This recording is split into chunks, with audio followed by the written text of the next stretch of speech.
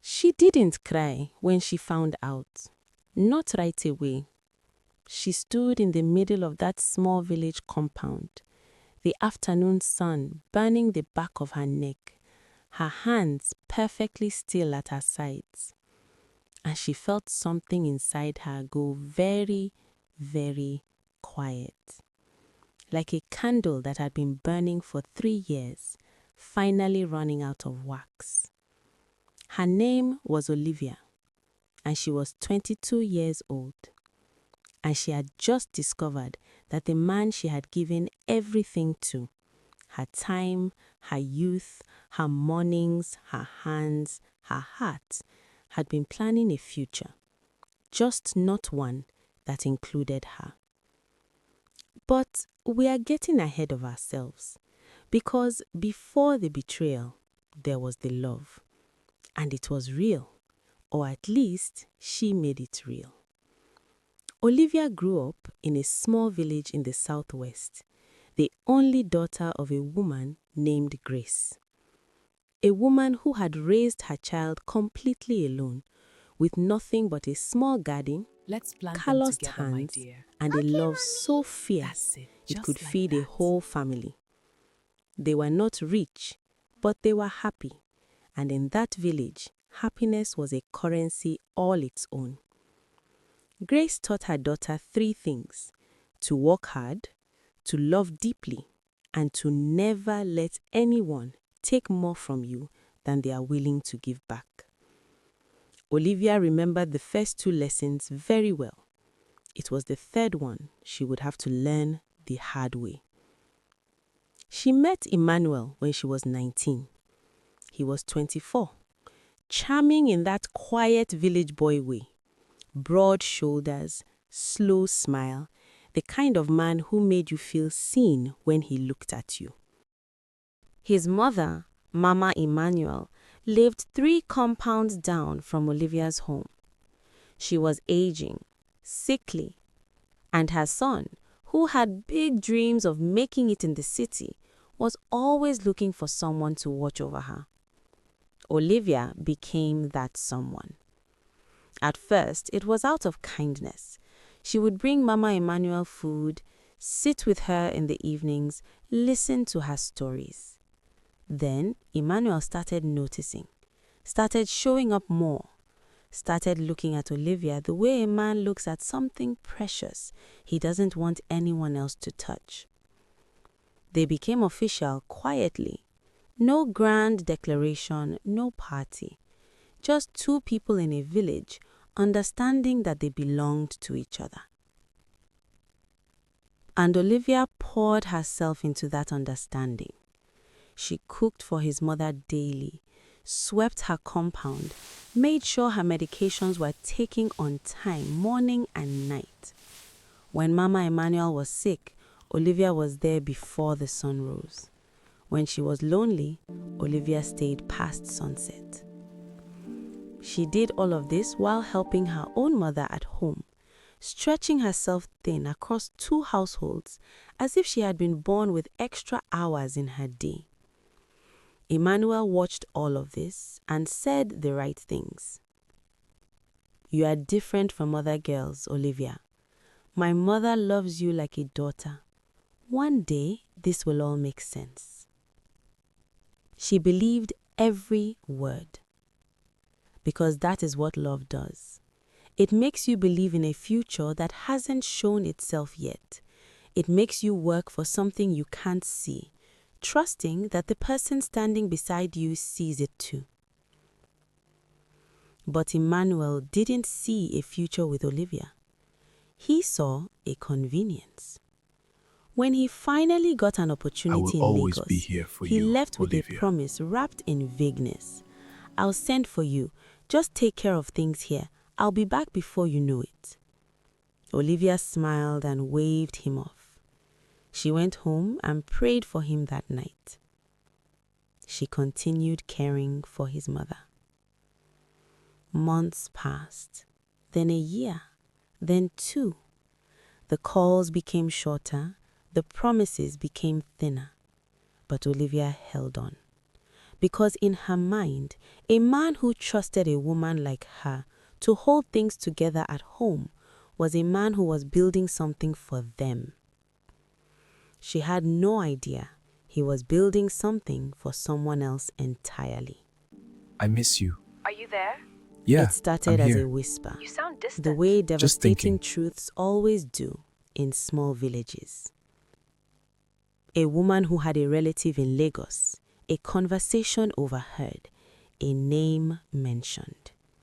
Emmanuel is getting married. Not to Olivia. Not to the girl who cooked and cleaned and nursed and prayed and waited, but to a woman he had met in the city. When the whisper reached Olivia's ears, she didn't scream, didn't run. She walked slowly, deliberately, to Mama Emmanuel's compound.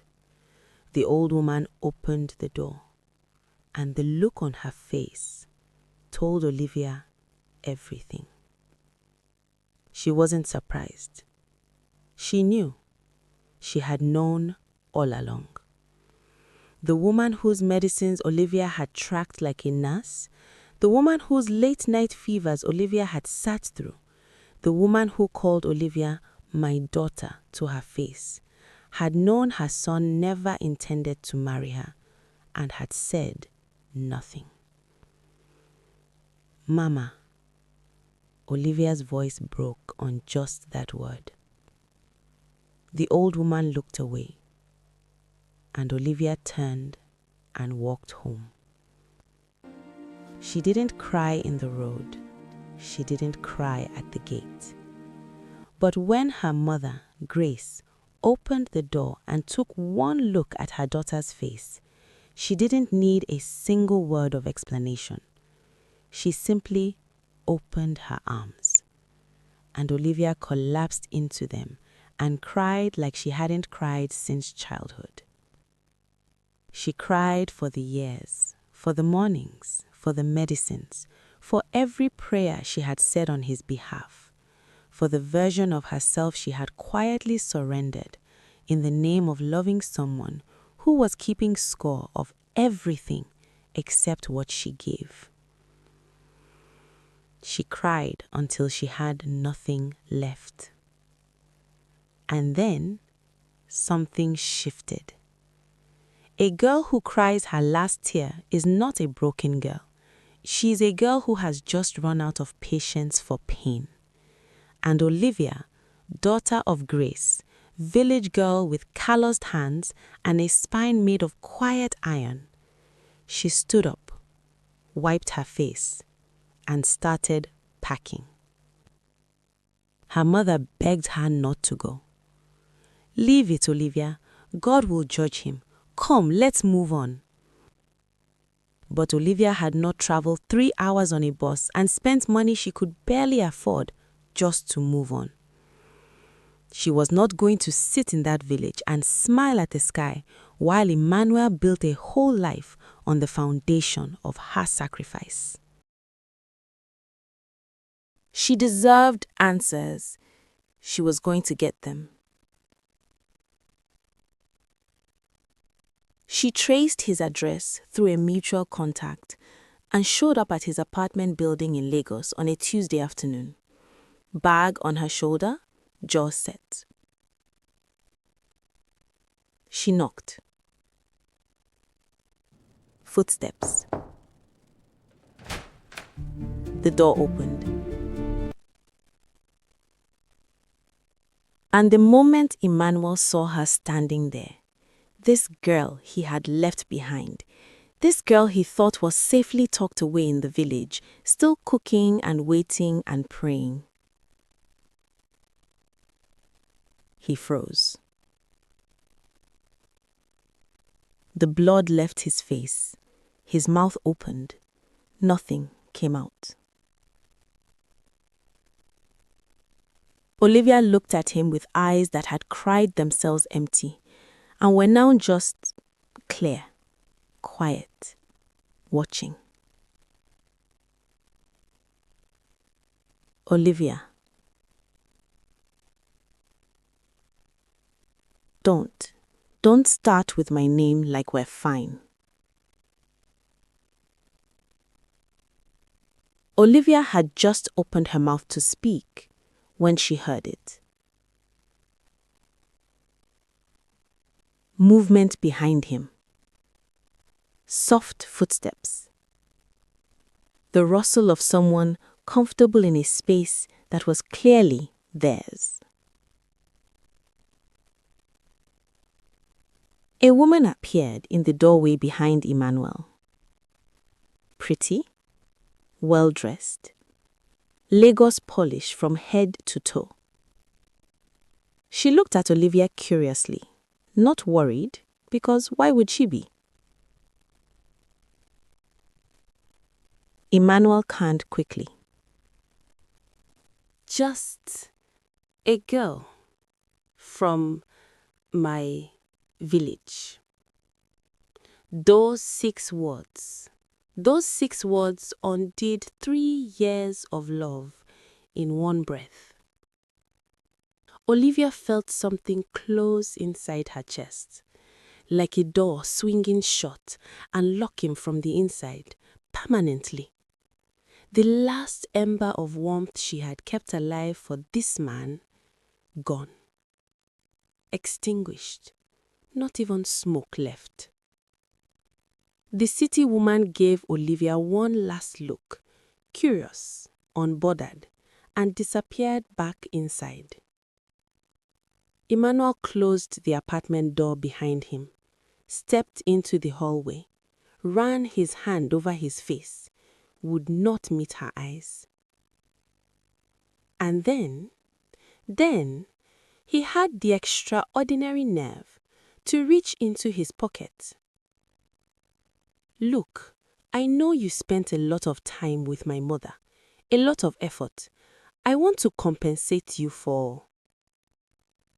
The slap landed before he finished the sentence. Sharp, clean. The sound of it echoed in that narrow hallway, like a thunderclap. Emmanuel's head turned with the force of it. His hand flew to his cheek. Olivia lowered her hand. She was not shaking. She was not crying.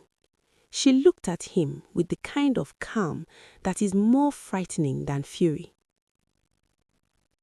Don't you ever insult me again. She picked up her bag, turned around, walked to the elevator. She did not look back. Her friend Zara had been living in Lagos for 2 years and had built a life that was loud, colorful, and unapologetically full. When Olivia called her from outside Emmanuel's building, voice cracked, eyes dry from crying everything she had, Zara simply said, "Give me your location. Don't move." Zara arrived in 20 minutes, took one look at Olivia, and pulled her into a hug that lasted a long time. For 3 days, Olivia stayed at Zara's apartment. She barely ate. She stared at the ceiling fan at night and counted the rotations, thinking about 3 years. 3 years. Thinking about Mama Emmanuel's face, the way she had looked away. Thinking about a hallway in Lagos, and 6 words that rewrote her history. Zara, who believed the best medicine for a broken heart was loud music and cold drinks, decided on the 3rd evening that enough was enough. "Get up!" She pulled Olivia's blanket off. "We're going out." "Zara, I don't..." "It's not a discussion. Get up." Now, the party they were going to was not just any party. Kennedy Adebayo, known in Lagos simply as Ken, was turning 32. And when a billionaire celebrates a birthday in Lagos, the city knows about it. Zara's boyfriend had called in a favor, and 2 names had been quietly added to the guest list. The venue was a private rooftop in Victoria Island. The Lagos skyline glittered beneath them like scattered diamonds. The music was live. The band played like they were being paid to change someone's life. Waiters floated through the crowd with glasses that never seemed to empty. Olivia walked in wearing a dress Zara had lent her, deep burgundy, simple but striking. And for one single moment, standing at the entrance of that rooftop, the Lagos breeze hitting her face, the whole glittering city spread out below her, she forgot Emmanuel completely. She had never been anywhere like this. Zara, this is incredible. She had never seen anything like this. She was a village girl with a wounded heart and worn hands, standing in the middle of a world that had nothing to do with her. And somehow, it felt like exactly where she was supposed to be. Zara pressed the glass into her hand. Olivia, who had never drunk anything stronger than Zobo in her entire life, looked at it and thought about 3 years and drank. What happened next, Olivia would later piece together in fragments. She remembered the music getting louder and somehow more beautiful. She remembered laughing, really laughing for the first time in weeks. She remembered a man, tall, dark, sharp suit, quiet in the way powerful men are sometimes quiet, who appeared beside her at the railing where she was watching the city. He didn't introduce himself, neither did she. They just talked about the city, about the lights, about the strange way Lagos felt like a dream and a storm at the same time. She didn't know it was Kennedy, the birthday boy, the billionaire. He didn't know she was a girl from a village who had never drunk alcohol before tonight. They both drank too much. The music filled all the spaces where questions should have been asked. And the night swallowed them whole. The ceiling was wrong. That was the first thing Olivia noticed when her eyes opened. This was not Zara's apartment. The ceiling was too high. The sheets were too soft. The room smelled of something expensive. Cedar wood and leather and money. She sat up. Her head throbbed instantly. The room swam. She pressed her fingers to her temples and blinked again, until the shapes in the room sharpened into something she could name. A large bedroom. Floor-to-ceiling windows. The Lagos skyline, softer now in early morning light. And beside her, a man she did not know, asleep. She screamed. He startled awake with a sharp intake of breath, eyes snapping open, confusion, then alarm. And they both stared at each other across the rumpled sheets, like two people who had stepped off a cliff and only just noticed the drop. Olivia scrambled to the edge of the bed, grabbed what she could find of her dress, and fled to the bathroom. She stood at the sink, cold water running over her wrists, staring at her own reflection. What did you do? What have I done? How could I? She got dressed, took a breath, told herself she was a grown woman, that she could walk out of this room with her head up. She opened the bathroom door. He was sitting up in bed now, awake, more composed, or trying to be. He looked at her. And then, as casually as if he were leaving a tip at a restaurant, he reached to the nightstand and tossed a thick fold of cash onto the bed between them.